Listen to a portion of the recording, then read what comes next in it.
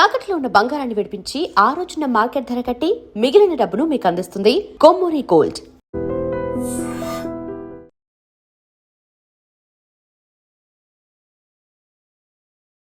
కాకపోతే మీరు 6 గ్యారంటీ స్కీమ్‌లు అంటే బీఆర్ఎస్ 420 హామీలు 420 అనే దాన్ని ఒక ప్రచారం చేస్తోంది. ఇప్పటికి 2 ఏళ్లు దాటిపోయింది. బట్ మీరేదైతే చెప్పారో దాన్ని ఇంకా సద్వినియోగం కాలేదు, లేకుంటే ముందుకు తీసుకెళ్లలేదు అనేటువంటి మాట. ప్రచారం వాళ్ళు చేసినంత మాత్రం ప్రజలు నమ్మరు. 6 గ్యారెంటీల మెజారిటీ అంశాలని మనం పూరించినాం. ఏ పరిస్థితిలో పూరించినాం? ఈ రాష్ట్రం 8 లక్షల కోట్ల అప్పులో కూర్చోబెట్టి కేసీఆర్ గారు ఫలానం చిత్తగించినారు. మీరు అడగవచ్చు అప్పుడు తెలియదా మీరు వాగ్దానం? ఎస్, మాకు తెలుసు రెవెన్యూ పెరుగుద్ది అనుకున్నాం, పెరిగే పరిస్థితి లేదు. అయినప్పటికీ కూడా ఏ వాగ్దానాన్ని కూడా జారబెట్టకుండా మనం ముందుకు తీసుకెళ్తా ఉన్నాం. కేసీఆర్ గారు డబుల్ బెడ్రూమ్ అని ప్రతి మీటింగ్లో చెప్పాడు. ఎన్ని డబుల్ బెడ్రూమ్లు ఇచ్చాడు? మేము ప్రాక్టికల్గా చేసి ఉంచాము. ఇవాళ అడిగిన ప్రతి పేదవాడికి ఇందిరం ఇల్లు ఇస్తూ ఉన్నాం. ప్రతి నియోజకవర్గానికి 3-4 వేల ఇల్లు ఇస్తూ ఉన్నాం. ఇది ఒక బృహత్తరమైనటువంటి స్కీమ్. ఇది ఇందిరాగాంధీ కళ. గుడిసెలు లేకుండా చేయడము, ఇల్లు లేని పేదవాడు లేకుండా చేయడం మా కర్తవ్యంగా భావించి ముందుకు పోతా ఉన్నాం. ఇలా ఫ్రీ పవర్ 200 యూనిట్ల వరకు పవర్ మీరు గ్రామాలకు వెళ్ళి చూడండి. 70% ఆఫ్ ది హౌస్ హోల్డ్స్ ఉచితమైనటువంటి విద్యుత్ని పొందుతూ ఉన్నారు తెలియకుండానే. చాలా చోట్ల 4 ఫ్యాన్లు 4 బల్బు నడిస్తే 150 యూనిట్స్ వస్తూ ఉంది. విలాసవంతమైనటువంటి జీవితం గడిపే వాళ్ళు ఏసీలు వాడితే తప్ప 200 లోపే బిల్లు వస్తూ ఉన్నాయి. అదొక బృహత్తరమైనటువంటి స్కీమ్. అది రైతు భరోసా, రైతు రుణమాఫీ. కేసీఆర్ గారు 10 ఏళ్ళు పాలించి ఆయన రుణమాఫీ 15-16 వేల కోట్లు ఇవ్వకుంటే మేము 2 సంవత్సరాల లోపే 23 వేల కోట్లకు పైగా రుణమాఫీ చేయగలిగినాం. గొప్ప స్కీమ్ కదా ఇది. ఏదైతే చెప్పినామో అది చేసే ప్రయత్నం చేస్తూ ఉన్నాం. ఎస్, నేను ఒప్పుకుంటాను. ఇంకొక 20-25% మేము ఇచ్చిన వాగ్దానాలు ఇంకా చేయాల్సిన అవసరం ఉన్నది. ఆర్థిక పరిస్థితి కొంత మరుగుపడితే అవి కూడా ఇస్తాం. 5 ఏళ్ళు టైం ఉంది మాకు. 5 ఏళ్ళ లోపల మేము ఇచ్చిన ప్రతి మాట నిలబెట్టుకుంటాం. సో ఇప్పుడు 20-25% ఉంది అనుకుంటే కేవలం మీరు చేసిందే అంత, మిగతాది మెజారిటీ 70-75% చేయలేదు అనేది కదా తప్పుడు ప్రచారం. వాళ్ళు మేము ఇచ్చిన వాగ్దానంలో ముఖ్యమైనది ఉద్యోగాలు. మనం తెలంగాణ కోరుకునే ఉద్యోగాల కోసం. మన ఉద్యోగాలు మనకు వస్తాయి. నీళ్లు నిధులు నియామకాలు. గతంలో చూస్తే వాళ్ళ గురించి మాట్లాడడం వేస్ట్. నీళ్ళ పేరిట దోపిడీ జరిగింది, నియామకాలు అడికెక్కినాయి. ఎవరు నియామకమైన వాళ్ళ కుటుంబ సభ్యులు తప్ప ఎవరు కాలే. కాంగ్రెస్ పార్టీ అధికారంలోకి వచ్చిన తర్వాత వాళ్ళు 10 ఏళ్లలో ఇచ్చిన ఉద్యోగాలు 50,000 దాటలే. ప్రభుత్వ ఉద్యోగాలు మేము ఇప్పటికే 80,000 ఉద్యోగాలు ఇచ్చాము 2 సంవత్సరాల్లో. 2 లక్షల ఉద్యోగాలు. ధైర్యం ఉండాలి. వాళ్ళు ఎందుకు ఇవ్వలే? మరి వాళ్ళు ఎందుకు ఇవ్వలే? ఆర్థిక భారం పడుతుందని కొత్త ఉద్యోగాలు ఇవ్వకుండా ఉన్న వాళ్ళని రెన్యువల్ చేసుకుంటూ వయసులుగా పెట్టుకోవడం, వయసు పెంచడం తప్ప కొత్తవాడికి ఉద్యోగం లేదు. మేము వచ్చిన తర్వాత 85,000 పైగా ఉద్యోగం ఇచ్చాం 1.5 సంవత్సరంలో. ఇంకా 2 సంవత్సరాలు 3 సంవత్సరాలు క్యాలెండర్ ప్రకారం పోతా ఉన్నాం. 85,000 ఉద్యోగాలు ఇచ్చాం. 2 లక్షల ఉద్యోగాలు ఇచ్చి తీరుతాం 3 ఏళ్ళ లోపల. సంవత్సరానికి కాదా 2 లక్షలు అనేది? లేదు, మా టర్మ్లో 2 లక్షల ఉద్యోగాలు ఇస్తామని చెప్పాం. మోడీ మాటలాగా సంవత్సరం 2 కోట్ల చెప్పలేము. మేము మా టర్మ్లో 2 లక్షల ఉద్యోగాలు ఇస్తామని చెప్పాం. 2 లక్షల చీరల ఉద్యోగాలు ఇస్తాం. మళ్ళీ టర్మ్ ఎలక్ట్ మళ్ళీ ఇస్తాం. డెఫినెట్గా ఇది నిరంతరం జరిగే ప్రక్రియ. నిరుద్యోగుల కోసమే తెలంగాణ తెచ్చుకున్నాము. నీళ్ల పేరిట జరిగిన దోపిడీని అరికట్టే సరిదిద్దే ప్రయత్నం చేస్తూ ఉన్నాము. పనికి రాని ప్రాజెక్టు కట్టి 1,20,000 కోట్లు గోదావరి నదిలో పోశారు. అవన్నీ రికవరీ చేసే ప్రయత్నంలో ఉన్నాము. పారదర్శకంగా ముందుకు పోతూ ఉన్నాం. ప్రజలు కూడా అర్థమవుతూ ఉంది. వాళ్ళు బేరు చేసుకుంటారు. 10 ఏళ్ల పాలనకి ఇక్కడికి బేరు చేసుకుంటా ఉన్నారు. ఆ బేరు చేసుకునే పార్లమెంట్ ఎన్నికల్లో టీఆర్ఎస్ పార్టీ 0 సీట్లు ఇచ్చారు. ఇంకా బీఆర్ఎస్ ఏదో ఆశపడుతుంది. బట్ నాకు తెలిసి నాకున్న రాజకీయ పరిజ్ఞానం ప్రకారం ఈ రాష్ట్రంలో ఉన్నటువంటి కుల సమీకరణ దృష్ట్యా బీజేపీ పార్టీ ఈ రాష్ట్రం ఎప్పటికీ అధికారం రాదు. ఇక్కడ కుల సమీకరణ దృష్ట్యా బీజేపీ ఈ రాష్ట్రంలో అధికారులకు వచ్చే పరిస్థితులే లేవు. కులము మతం పేరిట అడపదడప రెచ్చగొడితే కొన్ని సీట్లు వస్తాయేమో తప్ప తెలంగాణ రాష్ట్రంలో బీజేపీ అధికారులు రావడం అనేది కల్లా. సో 2వ మారు 3వ మారు కూడా మేమే వస్తాం. కారణం ప్రజలకి సంక్షేమం అందుతూ ఉంది, తీపిగా ఆస్వాదిస్తూ ఉన్నారు. సన్న బియ్యం అనేది ఒక విప్లవాత్మక కార్యక్రమం.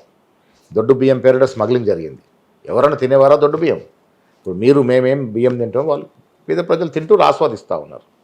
ఉద్యోగాలు వస్తాం. ఒక ఉద్యోగం వస్తే ఒక ఇంట్లో కుటుంబం మొత్తం సుఖంగా బతకగలిగే అవకాశం వస్తుంది. అలాంటి ఉద్యోగాలు ఇచ్చాం. ఉచితంగా బస్సులు ప్రయాణ మహిళలు రూపాయి ఖర్చు లేకుండా ఎక్కడికంటే అక్కడ ఉచితంగా ప్రయాణం చేస్తూ ఉన్నారు. ఇప్పుడు స్కూల్ పిల్లలకి విద్య అనేది గురుకులాల్లో వాళ్ళు తింటున్నటువంటి ఆహారం విషాహారం అవుతుంది, అనారోగ్యాలకు పాలవుతున్నారు. ఇక్కడ ఉన్నటువంటి పిల్లలకేమో చదువు మీద ఫోకస్ పెట్టకుండా సీఎం ఏమో హార్వర్డ్ యూనివర్సిటీకి వెళ్ళి అక్కడ ఏదో కోర్స్ చేశారు, దాంతో వచ్చేటువంటి లాభం ఏంటి అని ఎందుకు రాకూడదు? ఇప్పుడు హార్వర్డ్ యూనివర్సిటీ పిలుపు రావడం అనేది ఒక గొప్ప విషయం కదా.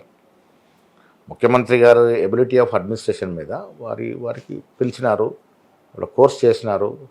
హార్వర్డ్ యూనివర్సిటీ సర్టిఫై చేయడం అనేది ఒక గొప్ప అచీవ్మెంట్ లైఫ్లో. ముఖ్యమంత్రి గారికి వచ్చింది, గతంలో చాలామంది అలాంటి అవకాశం వచ్చింది. ఇక్కడ మీరు అర్థం ఒక్కొక్క ముఖ్యమంత్రికి ఒక అభిరుచి ఉంటుంది. ఈ ముఖ్యమంత్రి అభిరుచి ఏంటంటే ఎడ్యుకేషన్, హెల్త్ అండ్ స్పోర్ట్స్, అగ్రికల్చర్తో పాటు ఎడ్యుకేషన్లో వీళ్ళు ఇంటిగ్రేటెడ్ స్కూల్స్ అనేది ఒక హిస్టారిక్ మార్పు. ఒక స్కూల్ మీద 200-300 కోట్లు పెట్టి ఒకే ప్రాంగణంలో అంతమందికి విద్యను ఇవ్వడం. విద్య అనేది ఇంపార్టెంట్. అందుకే నా గ్రామంలో నేను 10 ఎకరాలు డొనేట్ చేశాను. ఎందుకు డొనేట్ చేశాను? విద్య ఇంటిగ్రేటెడ్ స్కూల్ నా గ్రామానికి వస్తే 11 ఎకరాలు ఇచ్చి నా గ్రామం అభివృద్ధి చెందుద్దని చాలా విలువైన భూమి నేను ఇచ్చాను. ముఖ్యమంత్రి గారు ఒప్పుకున్నారు. దాంట్లో ఒప్పుకునేది నేను 11 ఎకరాల్లోనే కట్టాలంటే 25 ఎకరాలు ఎగ్జామ్ చేశారు. 25 ఎకరాల నుంచి 10 ఎకరాలు ఎగ్జామ్ చేసి నా గ్రామానికి స్కూల్ ఇస్తాను చెప్పడం జరిగింది. అంత మారుమూల గ్రామంలో ఒక స్కూల్ వస్తే ఎంత పెద్ద పేరు వస్తుంది మా గ్రామానికి. టెంపుల్ కారిడార్ రోడ్ నేను రిక్వెస్ట్ చేసి కోమటిరెడ్డి గారిని, ముఖ్యమంత్రి గారిని రిక్వెస్ట్ చేసి 360 కోట్లు పెట్టించారు. ధర్మపూర్ నుంచి కొండగట్టు వరకు డబుల్ లైన్ ఉంది. కొండగట్టు నుంచి వేములవాడ, వేములవాడ నుంచి మా గ్రామం పక్కన లింబాద్రిగుట్ట అని పెద్ద దేవస్థానం ఉంది, నరసింహస్వామి దేవస్థానం. లింబాద్రిగుట్ట, అక్కడ నుంచి ఆర్మూర్ సిద్ధులగుట్ట, అక్కడ నుంచి బాసర్, దాదాపు 160-170 కిలోమీటర్లు 4 లైన్ రోడ్ వస్తే మా గ్రామాల దశ తిరుగుతుంది. సో ఆ రకమైనటువంటి అభివృద్ధి జరుగుతూ ఉంది. ముఖ్యమంత్రి గారి అభిరుచి స్పోర్ట్స్, అరకొర నిధులు. నేనే కరాటేలో బ్లాక్ బెల్ట్ 7th ర్యాంక్. నేను కరాటే అసోసియేషన్ ప్రెసిడెంట్గా నాకు ₹1,00,000 చెక్ ప్రభుత్వం ఇచ్చింది 2017లో. ఇంతవరకు అది రియలైజ్ కాలే. 10 కోట్లు 15 కోట్ల కన్నా ఎక్కువ ఇచ్చేది కదా సంవత్సరానికి. ఈ ముఖ్యమంత్రి గారు 800 కోట్లు ఇచ్చాడు. 2017లో మెస్సీ అంటే ఇంతవరకు రియలైజ్ కాలే స్పోర్ట్స్ అసోసియేషన్కి ఇచ్చిన చెక్కు. అలాంటి పరిస్థితి నుంచి వాళ్ళు 800 కోట్లు స్పోర్ట్స్కి ఇచ్చినాం ఈ ప్రభుత్వం వచ్చాక. మెస్సీ వచ్చారు. మెస్సీ వస్తే మన ఫుట్బాల్ కి వచ్చినటువంటి బెనిఫిట్ ఏంటి అసలు? అన్ని లక్షలు మెస్సీ మన రాష్ట్రానికి రావడం ప్రైవేట్ అరేంజ్మెంట్ అయినా ప్రభుత్వ సహకారంతో. మెస్సీ అనేవాడు ఇలా ప్రతి ఇంట్లో ఆయనకున్న క్రేజ్, మాంత్రికుడు. అలాంటి వ్యక్తి హైదరాబాద్కి వచ్చి మన పిల్లలతో ఆడినాడంటే కాకుండా గర్వకారణం కదా. ఆడిన పిల్లల్లో ఎక్కువ మంది మంత్రివర్గంలో ఉన్నటువంటి వాళ్ళ ఫ్యామిలీ మెంబర్స్ ఉన్నారు. ఉప్పల్ క్రికెట్ గ్రౌండ్ లో ఆడారు, ఏదో ఫుట్బాల్ స్టేడియం లో ఆడలేదు. అది ఫుట్బాల్ స్టేడియం. ఉప్పల్లో క్రికెట్ తో పాటు ఒక ఉప్పల్ స్టేడియం అనేది క్రికెట్ స్టేడియమే కాదు, దాంట్లో రకరకాల గేమ్స్ ఆడవచ్చు. ఆ డైమెన్షన్స్ ప్రకారం ఫుట్బాల్ కూడా ఆడవచ్చు. ఫుట్బాల్ ఇప్పుడు 100 మందిలో ఆడితే 100 మందిలో ఎవరో ఇద్దరు లీడర్ పిల్లలు ఉంటే తప్పేముందండి? వాళ్ళు కూడా ఫుట్బాల్ ఆడేవాళ్ళే కదా. దాన్ని కూడా భూతత్వంలో తెట్టి చూపించే ప్రయత్నం చేయడం అనేది దుర్మార్గం. ఒకటి ఓవరాల్గా బ్రాడర్ వేగా ఆలోచించినప్పుడు మన రాష్ట్రానికి రావాల్సిన స్పోర్ట్స్ యాక్టివిటీ వస్తూ ఉంది. ఎన్నో నేషనల్ ఇంటర్నేషనల్ ఫుట్బాల్ మ్యాచెస్ ఇక్కడ జరుగుతూ ఉన్నాయి. నేషనల్ కరాటే టోర్నమెంట్ ఇక్కడ చేశాం.